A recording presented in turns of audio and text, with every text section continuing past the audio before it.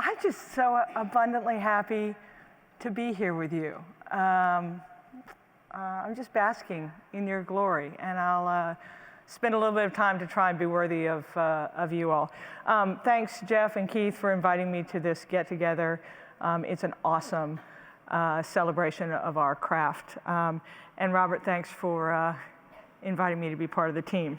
It was almost 4 years ago that I was sitting at my desk minding my own cyber business when I got a call from the new director of NGA inviting me over for a chat that turned into a job interview. We won't even talk about my keen analytic instincts. But you know the rest of the story. And Mary alluded to it. A happily smug CIA officer learns to love GEOINT and GEOINTers. I learned about the particular information needs of combat support. I became a much better intelligence officer for this perspective gained in this endeavor, and now I have the chance and the responsibility to provide guidance and top cover for our collective quest. I'm absolutely delighted to be with you at this particular time and space. Time and space. The magic of geospatial intelligence. The ability to put anything, everything, in a universal context that can illuminate both point and vector. Yes, Liz Lyon, that was for you. Present and future. And that's what I want to do with my few minutes with you today, is I want to give you some context for the shared quest of providing advantage for the nation. I'll talk about the moment in which we find ourselves and the global environment in which we must succeed. I'll talk about how we plan to focus the efforts of the intelligence community and the role the OD&I can play. And I'll close with the opportunities/challenges. It depends on whether I'm feeling positive or negative at that moment, if we are beat the future to the spot. Note the clever basketball reference. As I talk, you're going to hear reinforcement of the presentations made yesterday by Robert and Joe Kernan. And I hope you're inspired to follow Mary's guidance of thinking further about the role of GEOINT and the challenges I describe. And I'm not going to spend a lot of time talking about GEOINT. The real magic happens is when you understand your craft and you listen to universal challenges and you go back and you say, I know what I can do about that. So you don't need me to tell you about the programs and the projects you should take on. You need me to tell you about the challenges that we face. And so Mary might kill you if you don't do that. Let's talk about this moment. Watts Humphrey, the father of modern software engineering, said, if you don't know where you are, a map won't help. This is a serious world. It is fraught, it is complex, it is dangerous, and yet we don't have the luxury of shaking our fists at the cosmos and longing for a simpler time. We are not engaged in casual endeavor about innovation, about technology. We're talking about advantage for the nation, ability to pursue the foundations of our democracy.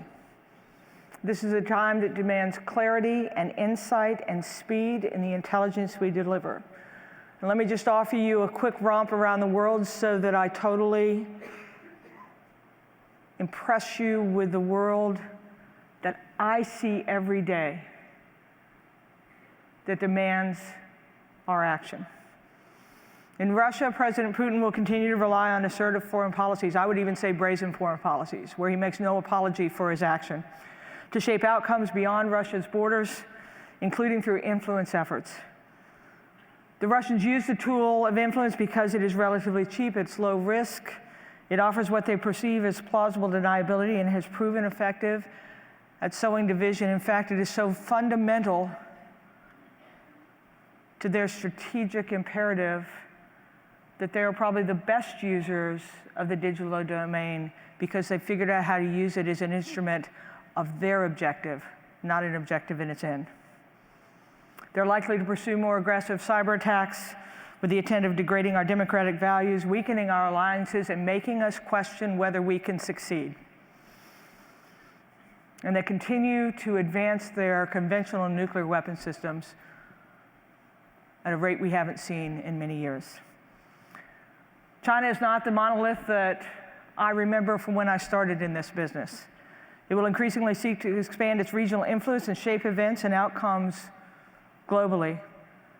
Certainly, they will continue to expand their WMD options and diversify its nuclear arsenal, as well as grow its space-based reconnaissance efforts. This year, like last, and projecting well into the future, China will conduct more space launches than any other nation. More than the US, more than Russia. They're on the advance. And they'll further the goal of strengthening their economy and achieving global recognition as an innovation leader with investments in a number of S&T areas. And their global play in politics, in economics, in S&T, in military, should give pause about the reach they're affecting. Iran remains the most prominent state sponsor of terrorism and an adversary in the Middle East, especially in Syria, Iraq, and Yemen. Tehran certainly seeks to expand its influence in these countries where it sees conflicts generally trending in their favor. Think about that. As it becomes more stable, as we are so successful against terrorism, the stability is increasingly afforded by an adversary who can't possibly be allowed to succeed. And despite the potential for upcoming negotiations that we're hopeful about, it does not change the fact North Korea poses a significant threat to the United States, not just because of its emergent nuclear capability and missile arsenal, but its stunning capability in cyber. And though our counterterrorism fight has morphed since 9/11, and we have eliminated many safe havens, the threat persists. Advances in worldwide space capability challenge our dominance, impede our freedom of action, and test our choices and our policies. Digital connectedness can overcome the limits of geography and the boundaries of society, and creates reach and speed that tests our understanding and our ability to act. Ubiquitous technology means near parity in capability. Any technology is available to anybody. It's just up to those who can put it to clever use faster to have advantage. From high-performance computing to genetic engineering to artificial intelligence, the potential for use and misuse will test us. Data abundance is a conundrum. It's both the answer to everything and something that we are starving to use. And increasing transparency is changing our world and our craft because secrets are harder to hold, and we must increasingly learn to operate in a world where you must be who you are. A serious world indeed. And though it is my sense that we are better than we have ever been, we're better collectors, we're better technologists, we're better analysts, we have better talent than I have ever seen walking through our doors. We must press ourselves to be more because what we are is not enough. And here's the rub. We've almost used up the creative acts of our predecessors such that we can't draft off them, but we, us, every single person in this room, every single person who is not in this room but part of our community, is going to have to learn to create anew. Not just evolve what we have if we're going to succeed. So let's talk about the work. Jeff Bezos once said there's no map, and charting a course. Notice, do you like all my geospatial quotations? I'm so proud of myself. Anyway, Jeff Bezos once said, and I guess the president's going to have a comment about this quotation choice, but I'll deal with that too. Oh, please, no one put that as the clickbait for this conversation. There's no map. Charting a course will not be easy. It will mean we have to invent, which means we will have to experiment. I think it's apt. When I took this job, I was pretty much given a mandate to transform the ODNI, and by Once we got that under our belts, we could get to the intelligence community. I decided that we'd flip that around, and we've spent the past 6 months as a collective working on what the future of the intelligence community could be. We call it IC 2025, which is not important. You won't see a slick document on this. What's remarkable about it is that the agencies of the intelligence community actually came together to focus on our guiding principles, the operating model that we must effect, and identify the priorities we must achieve. Now, I'm not suggesting that the intelligence community is going to become a homogeneous blob that tries to move together, because actually the strength of the intelligence community is the strength of the agencies themselves. But what we do have as a collective is a recognition that getting to where we all must go, where we each must go, is going to require some common effort. Now, on the one hand, there's absolutely nothing new here about our mission. You've heard me describe it before: to know the truth, to see beyond the horizon, and to be able to act before events dictate. But the world I described earlier created the need for some collective focus if we ensure that the one thing that intelligence best drives exists, and that's advantage. Ruthless advantage, disproportionate advantage, relentless advantage. That's all there is. You have to know a little bit more, a little bit faster, or we won't get where we need to go. The collective vision for the intelligence community relies on us creating an operating model that has 3 attributes. We must be unified, we must be agile, and we must be trusted. We must be unified because integration isn't just a model, and not just within the IC, but within the IC and the DoD, with the private sector and international partners. We must be agile, well, because we must be agile, and we must be trusted because uncontrolled speed kills, because we are the government, and there's a certain comfort in the government being slow. You need to be able to count on us in ways big and small. And because we have a compact with the American people. Unified, agile, trusted sounds like things we've tried to do for a long time, but, and we'll talk about this later, how much money have we spent on achieving that? As though somehow magically the ability to work together in those ways is going to be just gifted to us. And so recognizing that that operating model is as much of a part of our imperative as Russia, China, Iran, as Joe Kernan said, is operating in a contested environment, as I'm going to talk about the priorities for advance, that operating model is worthy of our attention. But maybe one of the best things we did as a community is we decided that there's some things we actually had to achieve. Not just put money against, not just talk about, but we actually had to achieve. And you're going to hear these 6 things, and you're going to say, yeah, we've heard those before. But what is different about them is our collective imperative that they will be done, and that we will put money against them and act in a manner that allows their achievement. Here are the 6. Now, I heard Joe gave a great talk yesterday, and I think he talked about 7 priorities of his own. This is weird. Between the department and the intelligence community, we have remarkable concurrence on these priorities. That will turn out to be one of the imperatives for you, is to understand what we are trying to do as a collective and not separate us because that you're acting for each of us. So here are the 6. Augmented intelligence using machines. I call it that way because I'm not interested in the technology of artificial intelligence. I'm interested in the outcome that we achieve.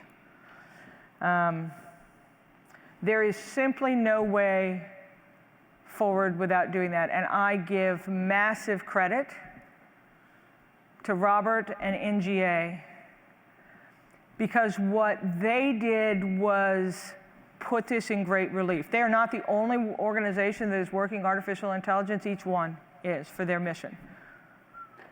But what Robert has done, what you have done, is to have a vision for how geospatial intelligence can be affected that demands this, not simply for efficiency, but for outcome that I described.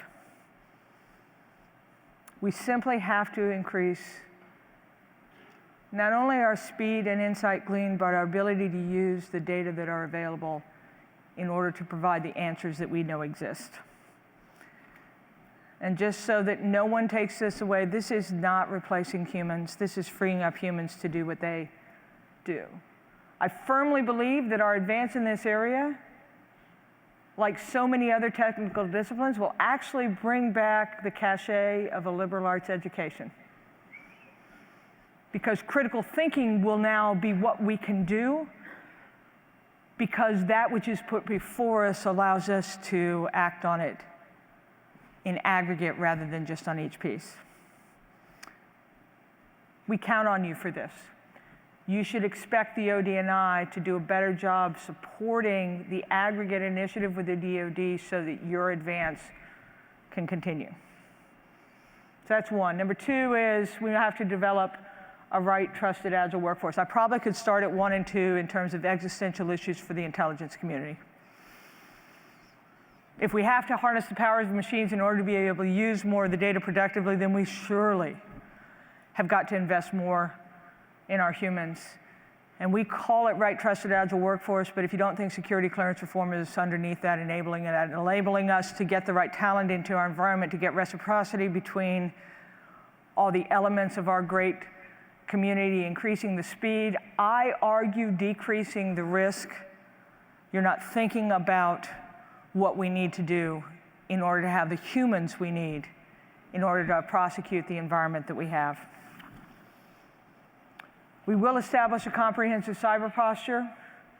It's most, if you hear about it in the public, it's who's in charge. I think that is a total misnomer. Cyber is not a thing. It is the vehicle by which so many imperatives are addressed. It includes cyber protection. We must protect our environment as we inspire you to protect yours. And we really have to address the cyber attack and the cyber posturing that is happening to us every day and help this administration figure out the response we need. We need to make the most of our data, which requires modern data management and infrastructure. I'm going to talk about eyesight in a minute.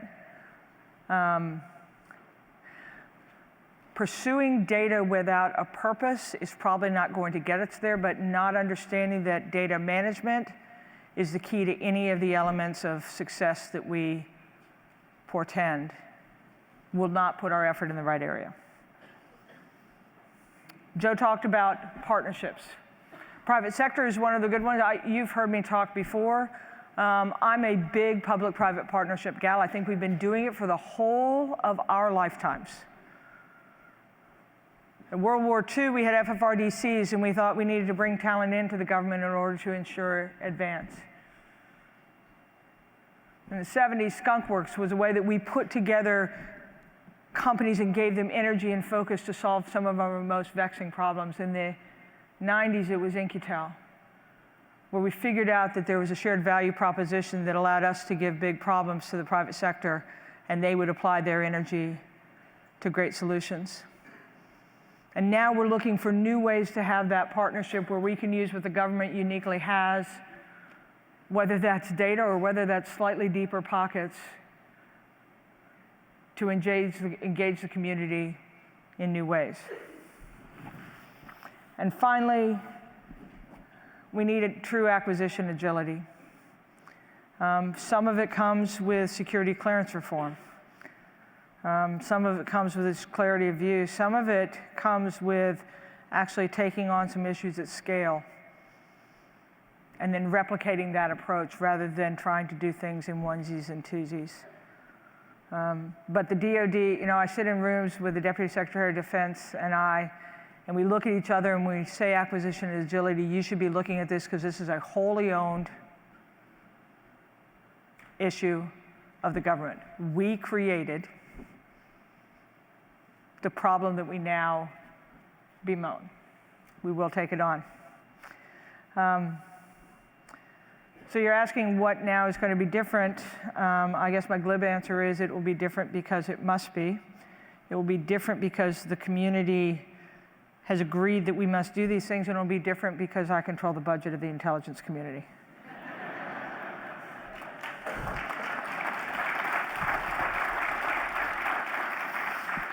But you can't affect that control if you don't have an OD&I that is positioned to do that. I only have two roles as the OD&I. One is to ensure that the best of the community is brought together at the moment of decision.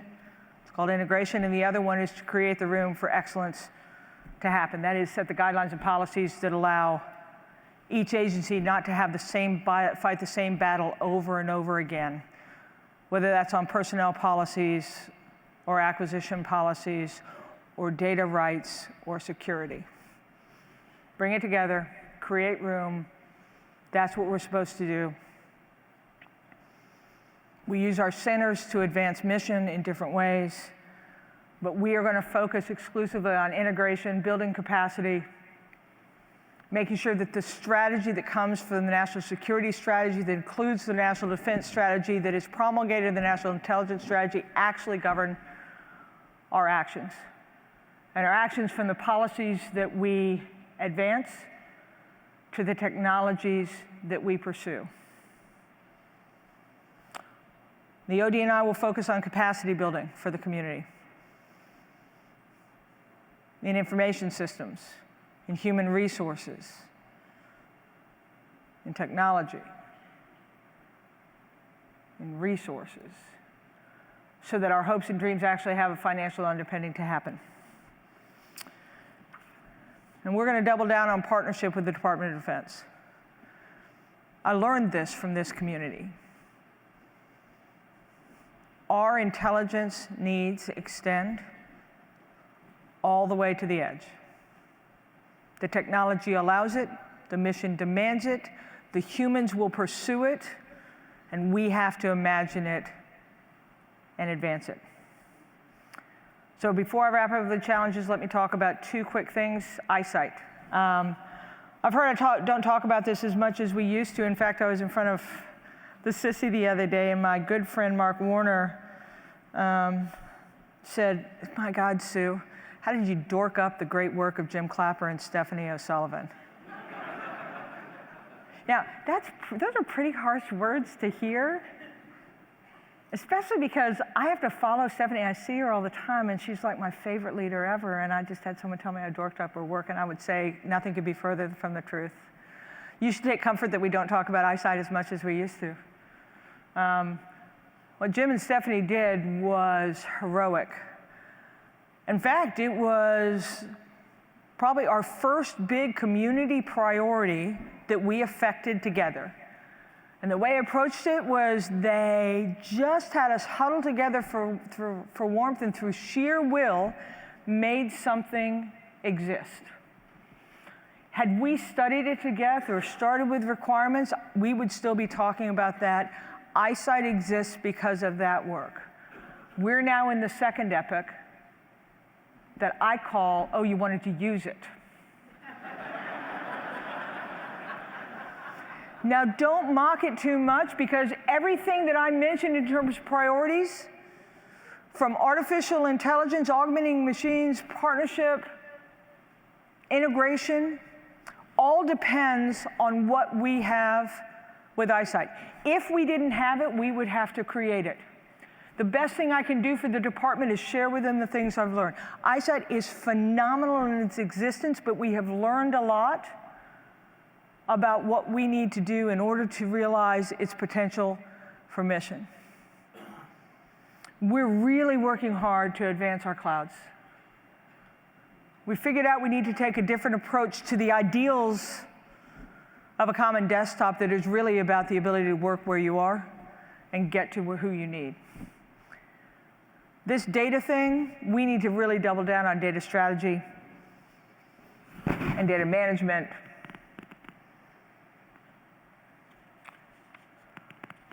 We've invested in security management, not enough. It's still too focused on single domains, and that isn't the way we need it to work. We've said tag the data, tag the people for a long time. If we don't achieve that practically, This notion of connected partners is not going to happen because it isn't the humans we need to connect, it's their data that we need to connect, and it all requires permissions. Do not forget what we're doing with eyesight. Even when what you hear about it is the missions that we're trying to advance, because it will be in those areas of data and security and integration that we will put it to the use that Jim and Stephanie envisioned. Augmenting intelligence machines, you got to wonder how that in the world that's going to happen. We've looked at a strategy for that, and we have 4 overlapping investment priorities where we're going to put our money. The first one is this data thing. The second is we need to rapidly adopt the best of what the private sector is doing. There is great work going on in the private sector in machine learning and artificial intelligence. A lot of folks are already using it. We talk about these big objectives as though we haven't succeeded because the big objectives of universal capability doesn't yet exist. But I will tell you there's a great thing going on. Robert talked about them yesterday in his presentation. There is work being done that humans aren't doing that are allowing humans to do better work today that never have. At NSA, the work they're doing on voice and human language translation is stunning. The CIA is doing some really interesting things about looking at ubiquitous sensing and what's going on in cities in order to have a much better picture. All those things are good, and we need more. So if data is part 1 of our strategy, number 2 is take advantage of the commodities that exist and put them into practice and do it more. We need to invest in the gaps. One of those is in artificial intelligence and algorithmic assurance. Remember I said that trusted thing? That matters. Remember, an algorithm is just someone's opinion put in code. And we need to make sure that we can trust those. And I love that we are building people whose first language will be Python. But it isn't going to be enough that someone who can program in Python creates an algorithm that allows us to do something if we don't understand how it makes mistakes and can explain those. And for all the work that the commercial sector is doing in this domain, assurance is not the one we should invest in that, because that's a governmental contribution. And fourth, we need to invest in the long-term research that isn't yet being done. Actually, with all the work that's going on in single domain AI, we actually have the potential to make the problem worse in the short haul, because we will be able to put more information in front of our analysts with still limited ability for sense making. We're standing up an AIM center, we think, that will be a partner with the DoD's Joint Artificial Intelligence Center. And its real interest is huddling together and bringing talent together in order to solve these problems, and doing so in a manner that can cross classification domains and are interesting enough to get commercial partners to join with us. All right, the future. Ray Bradbury said that people ask me all the time to predict the future when all I want to do is prevent it. Better yet, build it. Predicting the future is much too easy anyway. You look around and predict more of the same. To hell with more, I want better. So let's build better together. Yesterday I asked Keith Mosbach what I could do today that would be useful, and he said put some realism in this.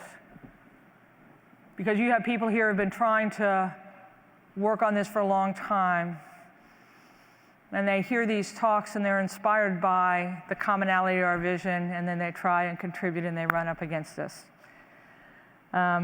So here are my challenges that we must address, and I'll tell you where I'm working them. You need to continue to press on the power of GEOINT to address these problems. GEOINT is accessible STEM.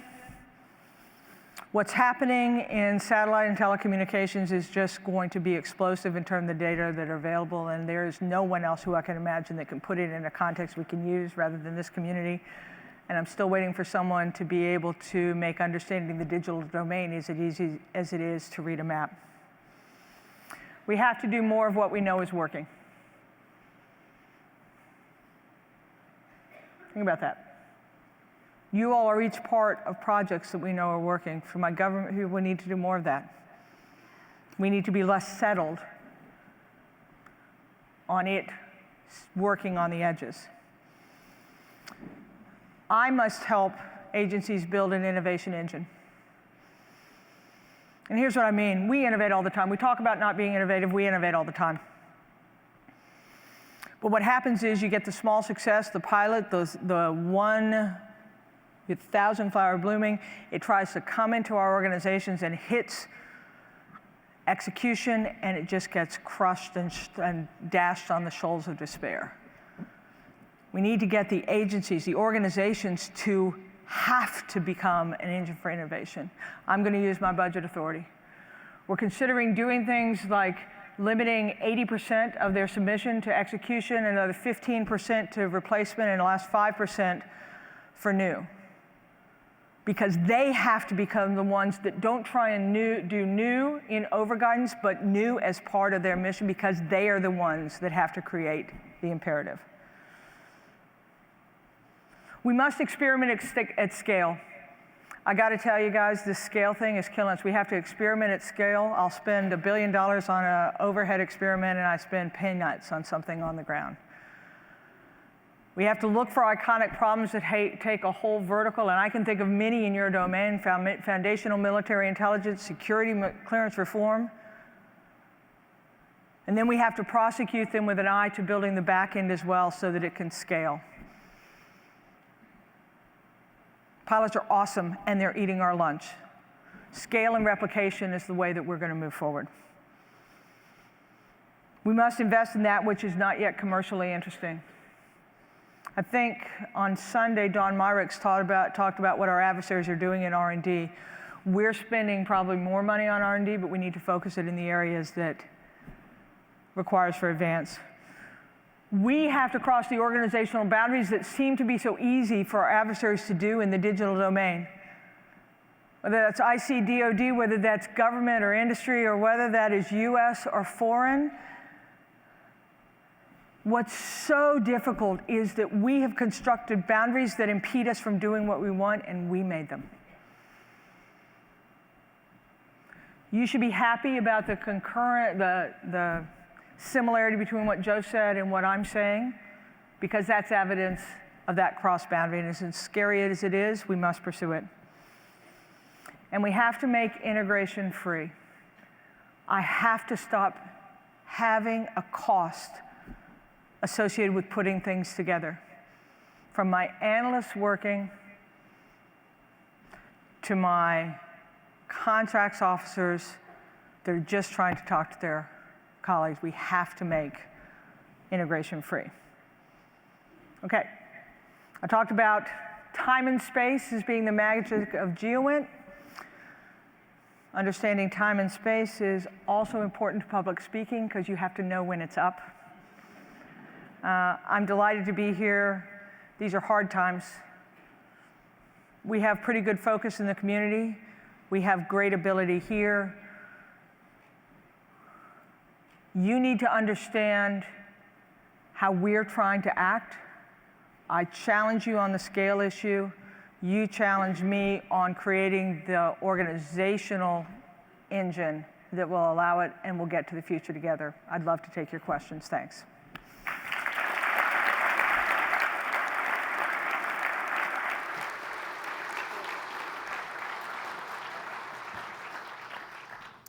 So I think I have 27 questions, and I think we have 10 minutes. Okay, I'll do it in a tweet. Every question in a tweet. We're going to, 140 words or less. So we start with the way Sue Gordon always starts everybody else. Tell us 2 things about you that would wow, delight us, but not end up in a subpoena for you.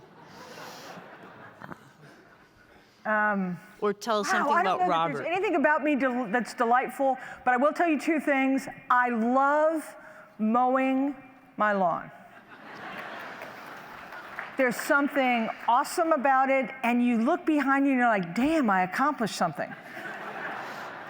So that's one, and the second is I'm trying to figure out how I get a PhD from a reputable university in my spare time so that I can at some point become the president of Duke University.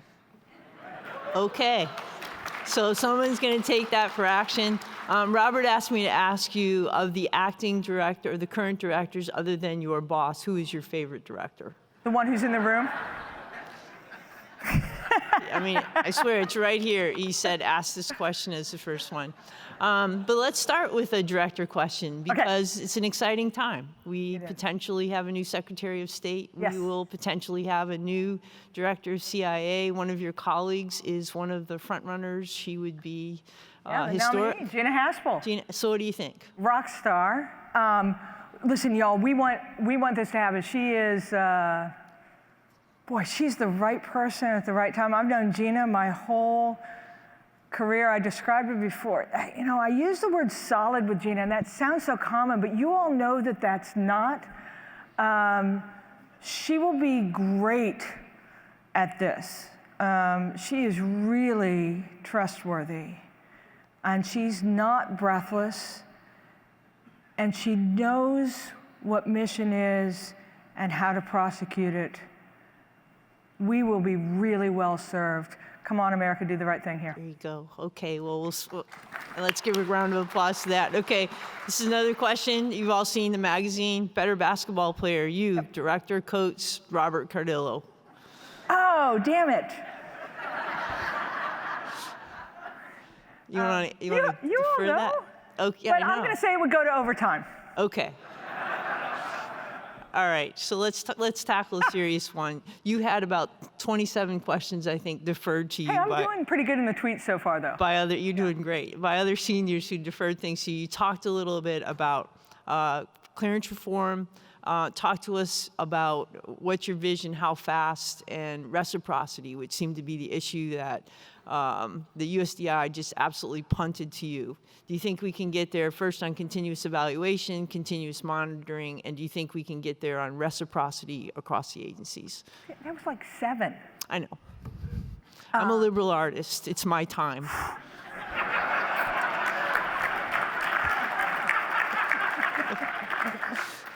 Sue and Mary podcast. Right. Okay. Okay.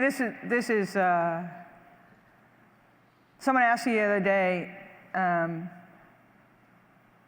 what I most wanted to achieve in my tenure. It's this: we have to achieve security clearance reform.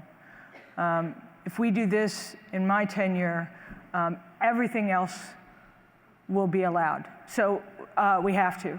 I think the D&I has 2 functions, one with the security executive agent for the government. And in that, we set the policies and the guidelines that people follow that ultimately will allow reciprocity in the things that we need. And I think we're making great headway on that. I had a meeting with CEOs, and they really hammered home to me the cost of our inability to actually put it into effect. And so I think this is the work that we have to do as a collective, that Joe and I have to achieve. I think we have the policies in place. We need to enforce them better. Continuous evaluation has great potential in terms of being able to see more and consequently reduce risk. But you know, the people who do the work every day are the ones that we really have to work with, so that we're not just dumping more data on them for them to adjudicate just more data with no framework to have it. So the second role of the D&I think, is to work with the agencies to work on those fundamentals of the humans that are working it, to make sure that they have the wherewithal they need in order to understand the risk that they're taking. So I think we spend so much time talking about the policies, but there is a fundamental issue about that action when you decide on what you're going to do.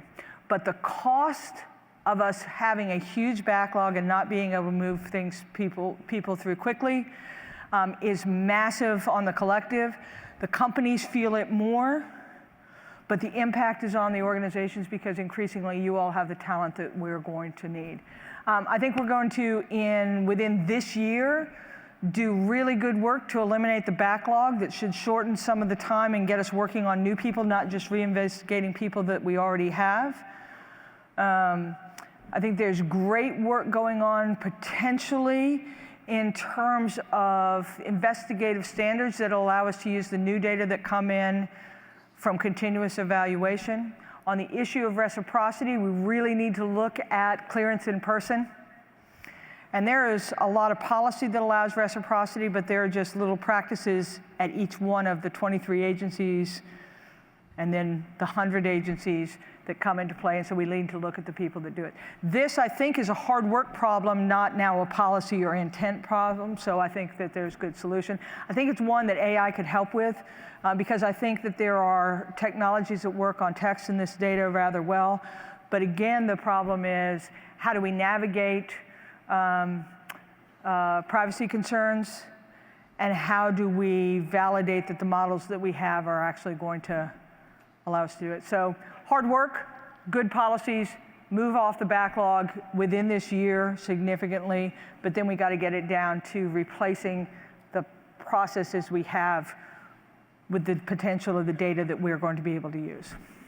Well, great answer, because I think that, as you said, the critical enabler for us moving forward with new capabilities is a new workforce. The new workforce is out there studying and trying to get in. If we can break this free, then I think that solution is, how does industry help you moves it forward. So let's talk about artificial. So to that one though, Mary, what I would say is, I think Joe might have talked about they're identifying some big operational challenges, and I talk about having iconic problems. Sometimes you have to take on a problem that's big enough to do things differently. And so one of the reasons why we're looking at some of these big challenges to fuel our experiment with on artificial intelligence is if they're important enough to take on and challenge the policies. So I think you can bundle some of these things together. Right. So you hinted at iconic problems. We've been talking for a couple of days about the importance of AI to driving data to decision. We've talked about the importance of getting that workforce that's out there across the boundaries so they can absolutely help us. And you mentioned today, you've mentioned each of the agencies and USDI are starting to create centers. Have you had enough time to think about how your initiative with artificial intelligence and the USDIs and the services are going to come together to create a unity of purpose, or is everybody sort of new in their thinking and you haven't worked that out?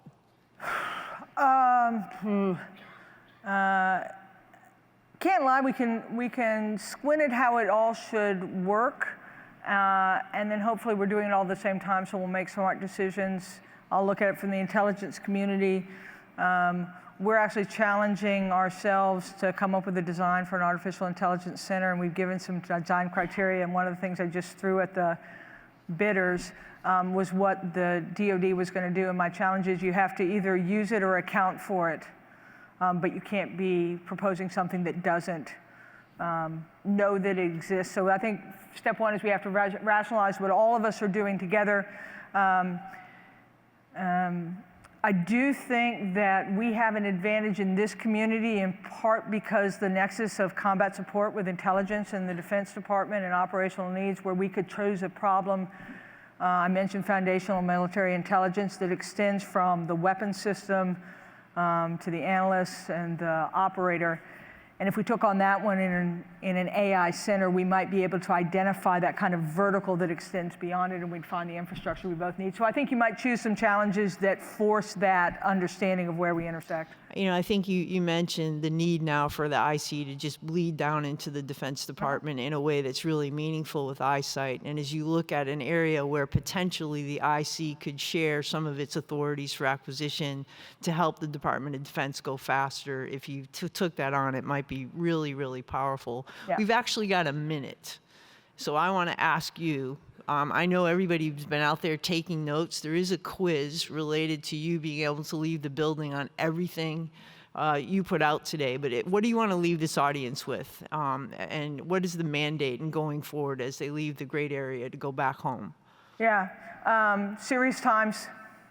Quit dinking around on small things. Let's look for some things that scale, that imply a back-end infrastructure that will allow us to build the capability to integrate for free. And GEOINT is the best ever, so. All right, ladies and gentlemen, please give a round of applause to Honorable Gordon. Thank you, Sue.